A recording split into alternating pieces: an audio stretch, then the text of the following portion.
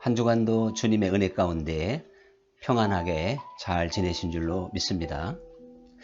하나님의 나라는 말에 있지 아니하고 오직 능력에 있습니다.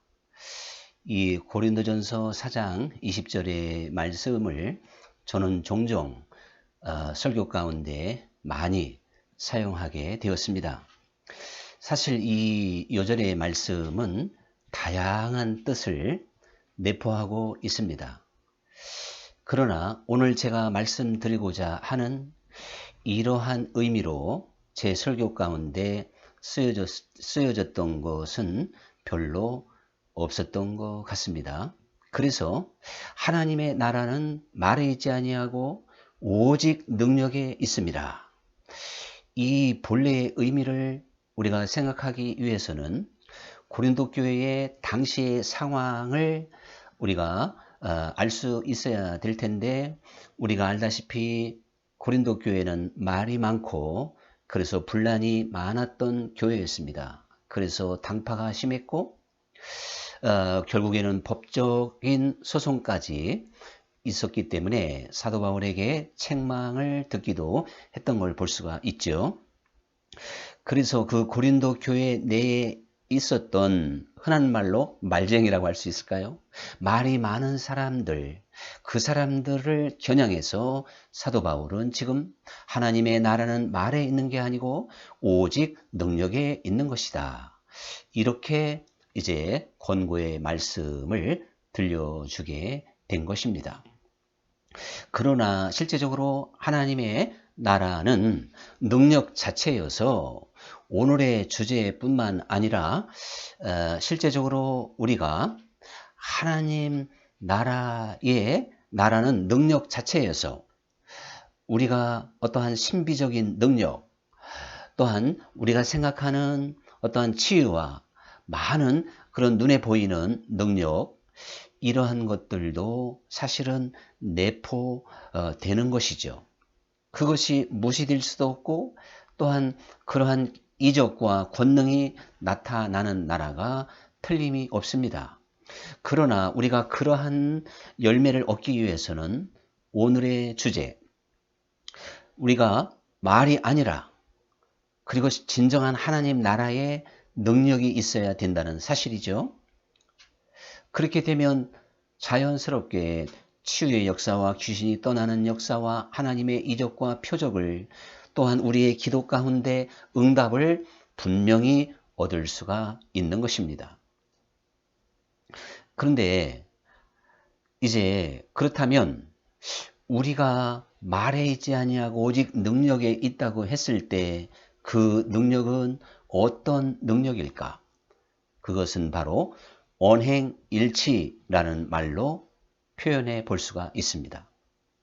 또한 신행일치, 다른 말로 지행일치, 이렇게 표현해 볼 수가 있죠.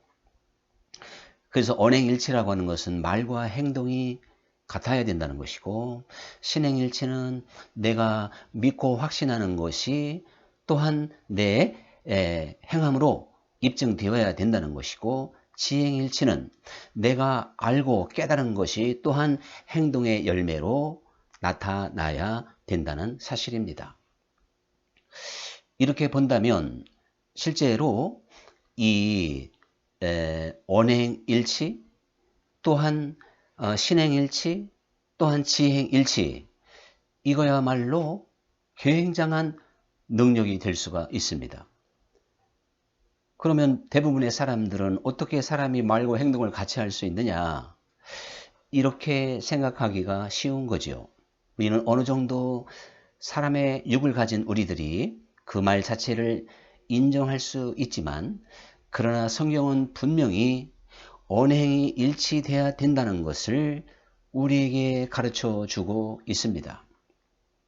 그래서 야고보서 기자는 이것에 대해서 참으로 정확하게 가르쳐 주고 있는 것을 볼 수 있는데, 어찌 샘이 한 샘에서 단물과 쓴물을 교마여 낼 수 있겠느냐, 이렇게 이제 예를 들고 있습니다.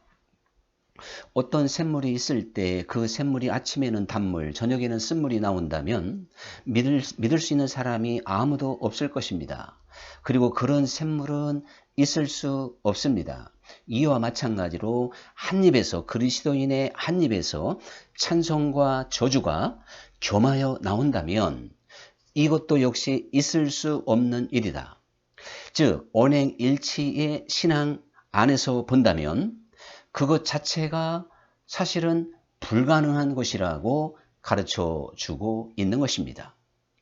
그래서 야고보 기자는 계속적으로 무화과 나무에서 포도 열매를 딸 수 있느냐, 또 포도나무에서 무화과 열매를 얻을 수 있느냐, 이렇게 가르쳐 주고 있어서 언행일치에 언행일치가 되어야 된다고 하는 그 자체를 분명하게 못 받고 있는 걸 볼 수가 있습니다. 그래서 우리 주님께서도 주여 주여 하는 자마다 천국에 다 들어가는 게 아니고 오직 하나님 아버지의, 하늘에 계신 아버지의 그 뜻대로, 그 말씀대로 행하는 자라야 들어가게 된다. 자, 주님이 이렇게 말씀을 하심으로 사실은 결론을 내린 것과 마찬가지입니다. 우리가 언행일치가 되지 않는다면, 신행일치, 지행일치가 되지 않는다면 주여 주여 하는 신앙에 불과하다는 것입니다. 그렇기 때문에 또 야고보는 영혼이 없는 믿음이 죽은 것과 같이 행함이 없는 믿음 그 자체는 죽은 것이다. 이렇게 말하고 있는 것이죠. 그러니까 정말 우리가 믿고 깨닫고 아는 것이 내 삶의 행함으로 나타나지 않는다면 내가 지금 가지고 있는 믿음은 죽은 믿음이다. 이렇게 분명히 말씀하고 있는 게 확실합니다. 그러므로 우리는 언행일치의 그러한 신앙인이 반드시 되어야 될 텐데 그 언행일치라는 게 뭐냐? 어떻게 하는 게 언행일치냐? 이것을 한번 생각해 본다면 우리는 사실 언행일치의 결론은 모든 성경 하나님의 말씀 자체를 우리가 지킬 수 있어야 된다. 이렇게 정리해 볼 수 있습니다. 그러면 아니 그렇게 많고 기도하고 어려운 것 같은 그런 하나님의 말씀을 내가 그대로 지켜야 된다니 그거 좀 너무한 거 아니냐? 또한 어려운 게 아니냐? 이렇게 반문할 수도 있겠지요. 그러나 이제 우리가 가만히 생각해 보면 우리가 설교 시간에도 나와 내가 동의하면 뭐 아멘 하고 있지 않습니까? 그런데 우리가 여러분 예수님은 온유하고 겸손하니 우리도 온유하고 겸손해야 될 줄로 믿습니다. 그러면 거기에서 아멘 안 할 사람이 누가 있겠습니까? 반대로 만약 여러분 예수님은 사나운 분이고 교만한 분입니다.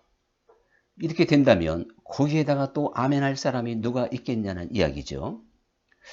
우리는 그것뿐만 아니라 여러분 하나님은 사랑입니다. 그러므로 우리도 사랑합시다. 그러면 아멘.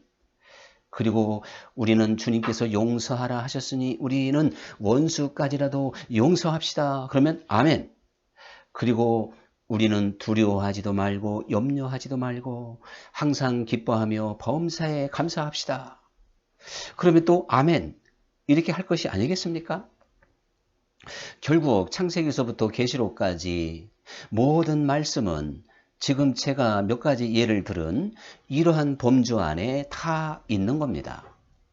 그래서 그 범주 안에 있는 그 말씀에 대하여 그 누구도 동의하게 되고 진심으로 아멘하게 될 것입니다. 우리가 동의가 됐다면 그것을 인정한다면 내가 아멘으로 받았다면 그것이 내 생활 속에서 이루어져야 된다는 것이죠. 그게 적용이 되어야 된다는 것입니다. 이것이 언행일치인데 그래서 말씀이 육신이 되어 우리 가운데 오셨다고 하는 이야기는 바로 언행일치의 완성본입니다. 성육신 하신 주님께서는 그 삶 전체를 통해서 하나님의 말씀을 나타냈습니다. 우리에게 그것을 표현해 주었습니다. 주님의 한 말씀 한 말씀과 주님께서 나타내셨던 표적과 이적과 모든 것들은 바로 하나님의 말씀, 하나님의 뜻을 선포한 것이고 하나님의 뜻을 우리에게 설명해 주고 있고 가르친 겁니다. 그래서 빌립이 아버지요, 하나님을 예수님, 저에게 하나님 아버지를 좀 보여주십시오. 그렇게 말을 하니까 빌립아, 나를 본 자는 아버지를 보았거늘 어찌하여 네가 아버지를 보여달라 하느냐. 이렇게 답변을 하시죠. 그러니까 빌립뿐만 아니라 예수님의 제자들 그리고 예수님을 따랐던 수많은 군중들은 그 성육신하신 예수님의 모습을 통하여 하나님의 말씀을 본 것이고 하나님의 뜻을 알게 된 것입니다. 그래서 말씀 자체에는 로고스라고 그러는데 그 로고스가 성육신하여 하나님의 뜻을 계시하게 된 것입니다. 그러므로 여러분, 우리 주님께서는 언행일치의 모델이라고 할 수가 있는 것입니다.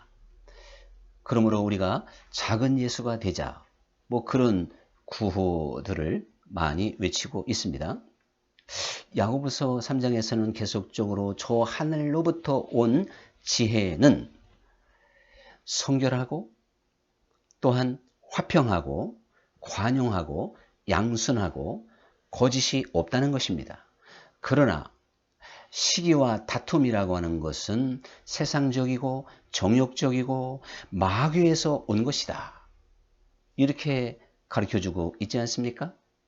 우리가 저 하늘로부터 온 지혜, 그 은혜죠. 그 능력에 힘입으면 우리의 삶은 한없이 성결한 것이며 화평을 추구하게 되는 것이며 또한 관용할 수 있는 사람이 되어 그리고 아주 그 양순한 사람, 온유한 사람이 되는 거예요. 아무리 사나운 사람도.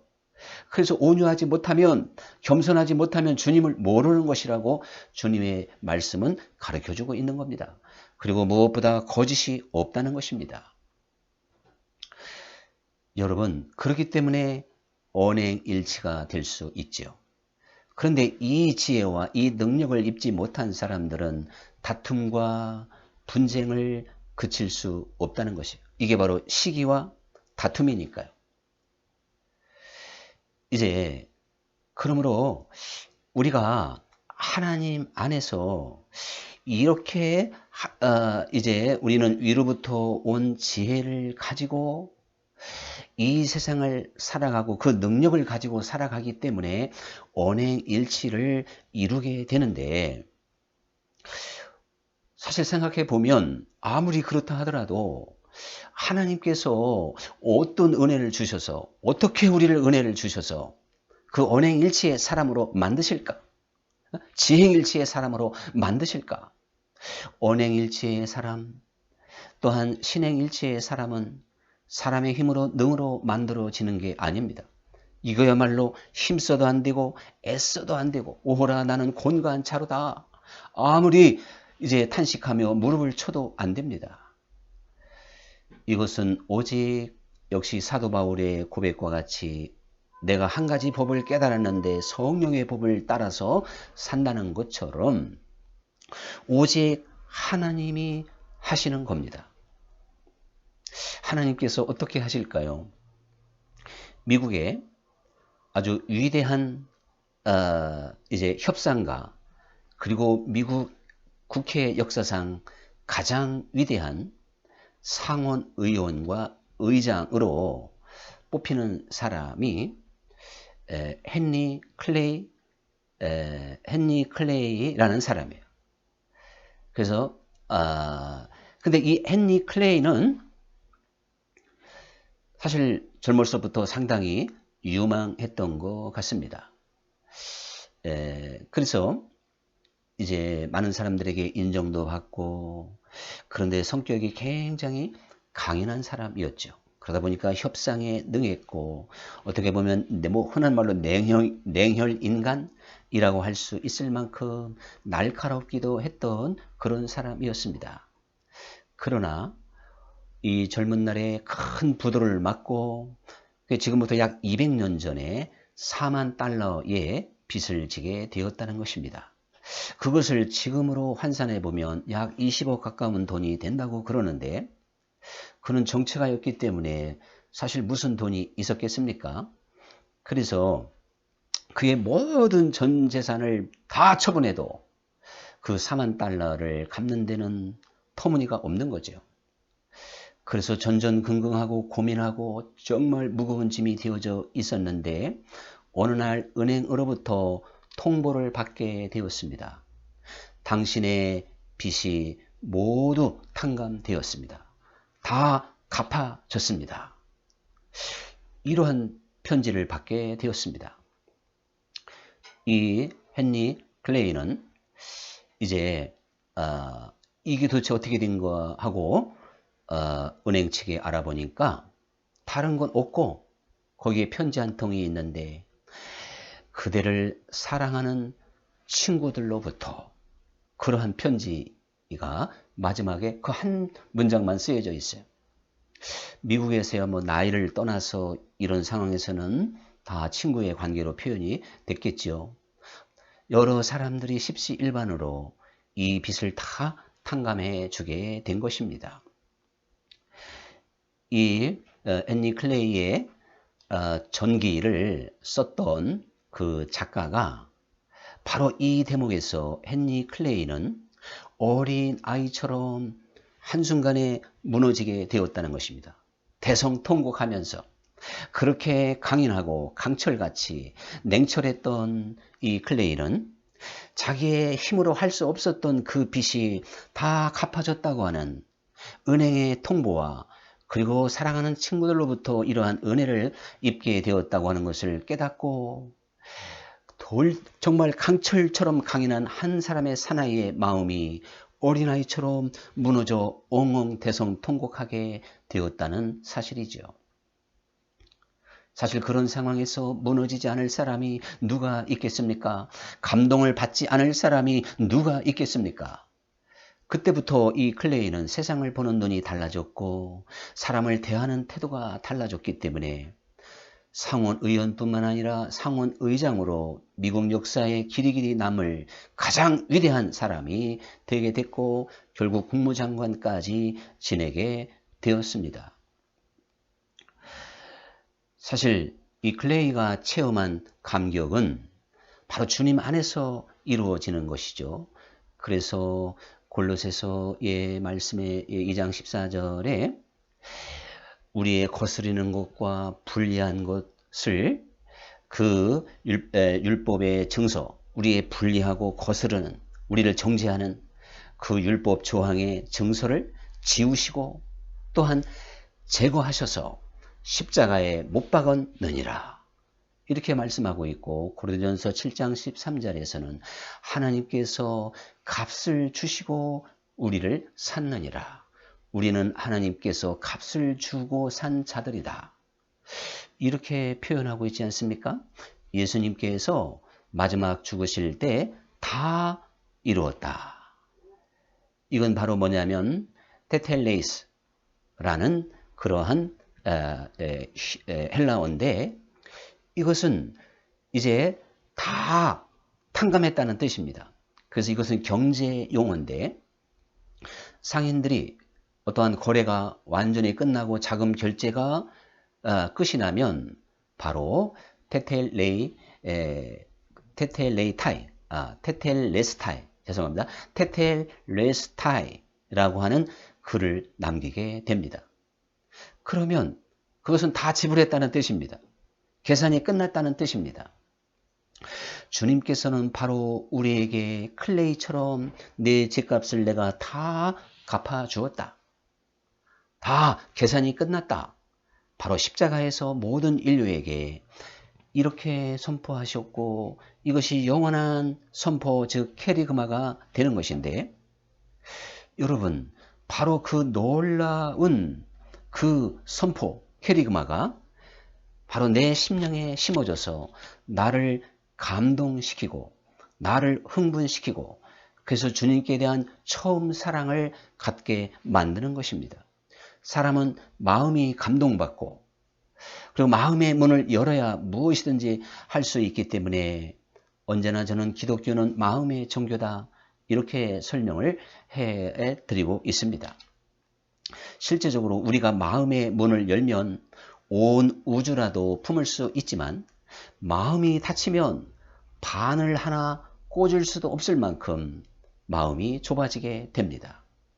그러므로 하나님께서 우리 인생들에게 하나님의 말씀 즉 언행일치의 사람이 되게 만드는 것은 힘써도 안 되고 애써도 안 되고 무슨 정말 사실은 경건의 연습을 해도 안 되는 거예요.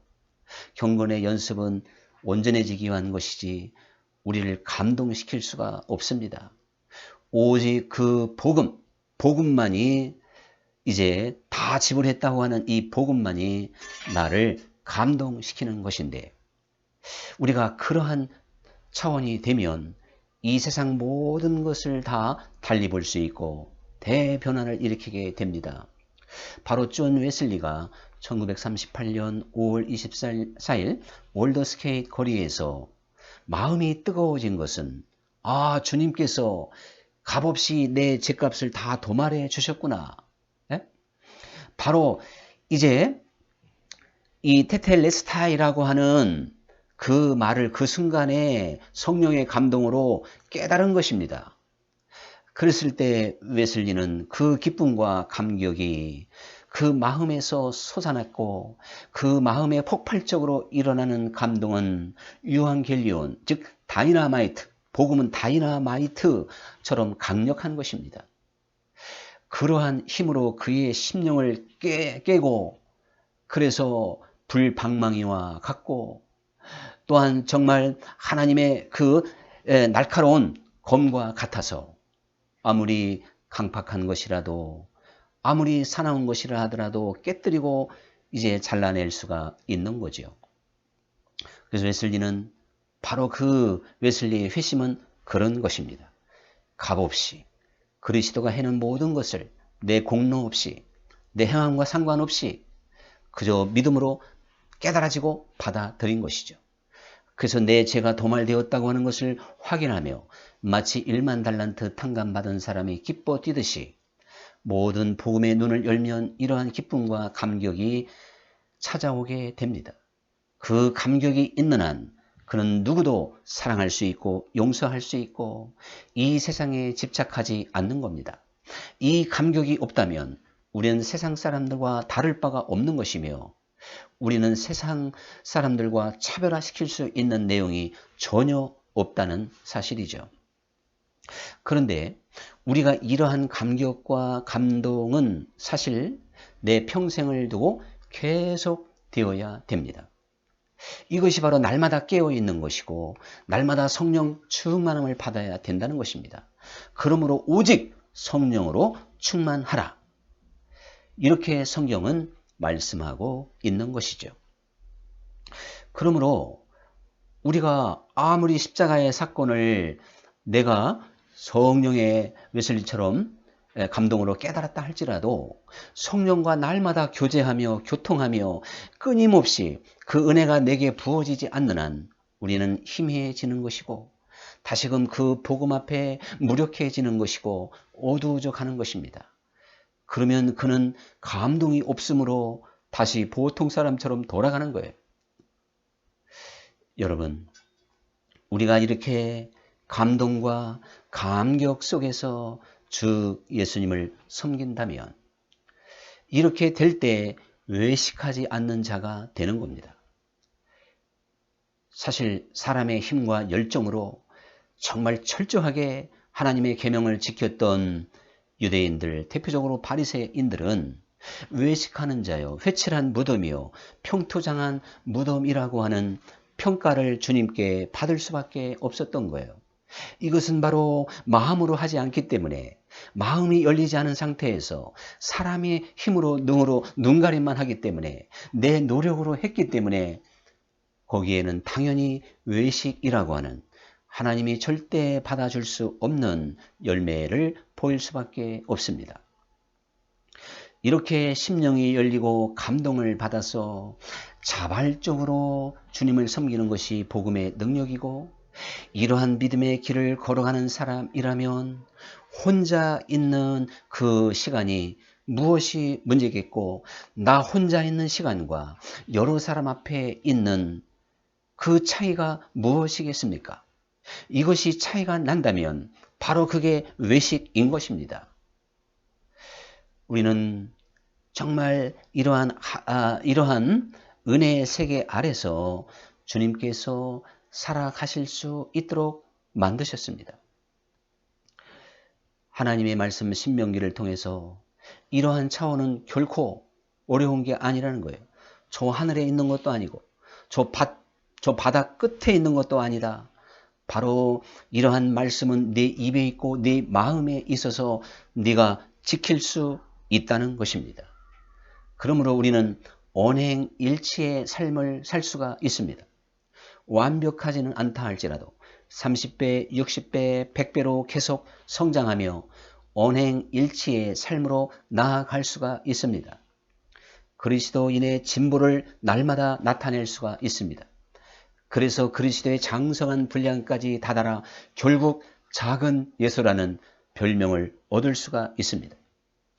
이러한 차원을 경험했던 바울은 디모데에게 또한 그 모든 교우들에게 너희는 나를 본받으라. 아니, 한 사람의 인간이 똑같은 사람으로 나를 본받으라. 이거 말이 안 되는 것 같지만 신령한 차원에서는 분명히 그렇게 말할 수 있는 것이고, 대학생이 유치원생 앞에서 나를 본받으라 할 수 있는 거 아닙니까? 무언가를 가르치면서 이렇게 성숙한 차원에서 세상을 바라보는 이들마다 나를 본받으라. 그리고 세상의 유치하고 어린아이와 같은 그러한 모습을 보며 사실은 탄식할 수도 있는 겁니다. 여러분, 언행일치의 최고봉, 언행일치의 세계의 사실 완결은 사랑입니다. 사랑이 아니고는 언행일치에 대하여 우리는 말할 수도 없고 설명 자체가 안 됩니다. 그래서 요한 사도는 사랑하지 않는 자는 하나님을 보지도 못하고 알지도 못하였느니라, 이렇게 말을 하게 된 것입니다.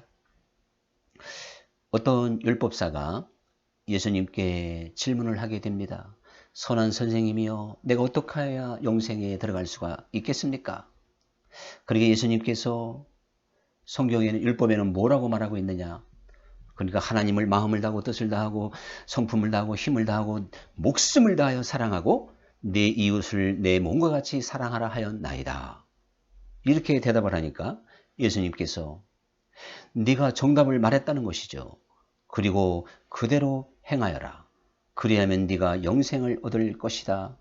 분명히 주님은 그렇게 말씀하셨고, 주님께서 그렇게 답변해 주신 것은 율법 아래 있는 율법사이기 때문에 그렇게 말씀하신 게 아닙니다. 이제 그가 믿음과 복음의 세계에 눈을 열어서, 그래서 이제 다이나마이트보다도 더 강력한 내적인 하나님의 감동을 받게 되면 하나님을 사랑하게 되고 이웃을 사랑할 수 있는 길이 열리기 때문에 이러한 길을 주님께서는 그에게 말씀하신 거고, 그 율법사가 과연 그렇게 할 수 있을지 사실은 우리는 알 수 없지만 주님은 그것을 잔뜩 기대하셨겠죠. 그러니까 이 율법사가 예수님의 말씀에 상당한 관심을 보이면서, 그리고 자기는 지금까지 율법사답게 정말 하나님 사랑, 이웃 사랑을 나름대로 했다고 믿어지기에, 내 이웃이 누굽니까? 주님께서 제가 나름대로 했는데 더 부족한 게 무엇입니까? 뭐 그런 의도를 가지고, 그러면 내가 사랑을 베풀어야 될 이웃이 누굽니까? 이렇게 질문을 하게 된 것이죠. 그때 예수님께서 바로 선한 사마리아 사람의 비유를 들려주게 된 것입니다. 이 선한 사마리아 사람은 유대인이라면 원수죠, 원수. 근데 그가 인적이 끊어진 곳에 쓰러졌고 피를 흘리고 가만 놔두면 죽는 거예요. 보통 사람들은 잘됐다 하고 오히려 더 아주 그냥 못되게 하고 지나갈 수도 있습니다. 원수가 쓰러져 있으니까요. 그런데 제사장이나 레위인이나 반드시 돌봐야 되는, 이웃을 내 몸과 같이 사랑하라, 이것을 철저하게 배웠던 제사장 레위인들은 나름대로의 핑계를 대고 다 그냥 지나갔고, 그 전혀 거기에 집중하지 않았을지도 모르는 이 사마리아 사람이 참 놀랍게도 그를 돌봐줍니다. 그래서 그는 기름과 포도주로 닦아주고 그를 자기 나귀에 태워서 여관에 데려다주고 2데나리온을 주면서 치료비가 더 들면 내가 돌아올 때 갚겠다. 자, 그러면서 예수님께서 마지막 하신 말씀이 너희도 이와 같이 하여라. 이게 이웃사랑의 길이라는 것입니다. 그러면 여러분이 어느 날 길을 걸어가다가 내 자식이 그렇게 쓰러져 있다면 분명히 이 사마리아 사람처럼 했을 것입니다. 내 아들은 그만두고 형제가 쓰러져도 그렇게 했을 것이고, 어머니, 부모님도 마찬가지고, 사촌, 오촌이 돼도 마찬가지고, 뭐 이웃집 사람 정도만 돼도 그렇게 했겠죠. 그런데 예수님을 찾아왔던 어머니와 그 형제들을 문 밖에 두고 누가 내 모친이요 형제요 자매냐 이렇게 말씀을 하시며, 하나님의 말씀을 듣고 그 말씀을 지키는 자라면, 주님 하나님 안에 있는 자들이라면 그 누구도 내 형제요 자매요 모친이니라, 이렇게 말씀을 하시게 됩니다. 그러므로 우리는 사실 그리스도 안에서 다 형제 자매요 모친이고, 지금 교회는 나오지 않는다 할지라도, 지금 세상 사람이라 할지라도 그 지극히 작은 자가 곧 주님이라고 하신 말씀 그대로 우리는 형제 자매보다 더 우리가 극진하게 생각해야 될 예수님처럼 볼 수 있는 눈이 있어야 됩니다. 만약에 예수님이 쓰러졌다면 돌보지 않을까요? 제사장이 레위인이요? 예수님이 지금 이 유대인처럼 쓰러져 있다면 사마리아인처럼 하지 않겠냔 말이에요. 사실 이 땅에서 최고의 사랑은 부모의 사랑입니다. 어떤 부모님이 자식에게 희생을, 정말 말할 수 없는 희생을 해놓고 그거 자랑할 사람 없습니다. 당연한 것으로 여깁니다. 그리고 누가 알아주지 않아도 실족하지 않습니다. 이와 마찬가지입니다. 우리도 영적 세계의 눈을 열고 믿음의 사람이 되면 우리의 눈이 그렇게 넓어져야 되고 깨달음이 있어야 됩니다. 그래서 진정한 하나님의 사랑을 나타낼 수가 있습니다. 우리가 이 선한 사마리아 사람처럼 너희도 그와 같이 행하라. 그래서 지금 내 주변에 있는 수많은 이웃들에게 우리는 선하게 대할 수 있는 사람이 되어야 되고, 진정한 사랑으로 대하는 것이 바로 언행이 일치된 것이다. 그렇다면 그는 온유할 수밖에 없을 것이고 겸손할 수밖에 없을 것이고, 사실 주님의 모습을 보여주며 그 삶이 점점 그리스도의 편지, 즉 하나님의 말씀이 되어 성육신하신 예수님과 같이 하나님을 보여줄 수 있는 사람도 될 수 있는 겁니다. 이것이 결코 어려운 것이 아니며 할 수 있으면이 무엇이냐, 믿는 자에게는 등이 하지 못할 일이 없느니라. 예수님은 그걸 치료할 때 말씀하셨지만 진짜 우리가 사용해야 될 때는 바로 이 대목에서 이 말씀이 인용이 돼야 됩니다. 우리가 하나님의 말씀을 이루는 삶을 살 수 있다고요? 믿는 자는 할 수 있습니다. 우리가 그러한 믿음의 길을 걸어가면 우리 앞에 홍해 바다가 갈라지게 될 것이고, 모든 어두움이 거치게 될 것이고, 사단의 세력이 깨어지게 될 것이고, 살아계신 하나님의 기사와 표적이 우리의 삶 속에 나타나게 됩니다. 주님께서 내 목소리를 들으시고 시행하시게 됩니다. 이러한 놀라운 주님, 그래서 임마누엘, 우리와 함께 하시는, 우리를 고아와 같이 버려두지 아니하시고 세상 끝날까지 동행하시는 이 주님과 함께 우리는 동행하는 하나님의 자녀들이요 주님의 친구입니다.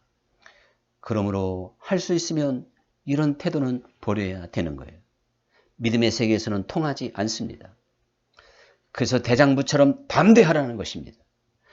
이렇게 살아계신 하나님, 살아있는 말씀을 붙잡고 정말 슬픔 많은 이 세상에서 그 어디나 천국을 이루며 기쁨과 항상 기뻐하고 범사에 감사하며 그래서 쉬지 않고 기도할 수 있는 하나님의 사람들이 될 수 있기를 간절히 축원합니다. 기도하겠습니다. 감사하신 아버지 하나님, 오늘 하나님의 나라는 말에 있지 아니하고 오직 능력에 있음이라. 바울이 이렇게 말했던 진정한 그 상황을 우리가 함께 나누며 우리가 지금까지 주유주유하는 신앙에 머물렀는지 깊이 돌아볼 수 있게 하시옵소서. 주님께서는 우리가 반석 위에 집을 짓는 사람이 되어 내 삶 속에 오늘도 창수가 나고 비바람이 치는 시련과 연단 속에서도 분노하지 않고 시험에 들지 않고 이제 평안함으로 내 심령을 지키며 주님 말씀에 떠나지 않는 사람이 된다고 말씀하신 줄 믿습니다. 그러므로 언행일치의 신앙이 반석 위에 세운 집인 줄로 믿사오니 우리가 더욱더 믿음을 굳건히 붙잡고 그 은혜와 능력 안에서 우리의 심령이 항상 깨어있고 감동을 받고 은혜로 충만하여 능히 그리스도를 본받게 하시고 아버지여 하나님 나라의 능력을 가지고 살아갈 수 있게 하여 주옵소서. 예수님 이름으로 기도함나이다. 아멘. 할렐루야. 감사합니다. 한 주간도 주님 안에서 언행일치의 삶을 살도록 합시다. 감사합니다.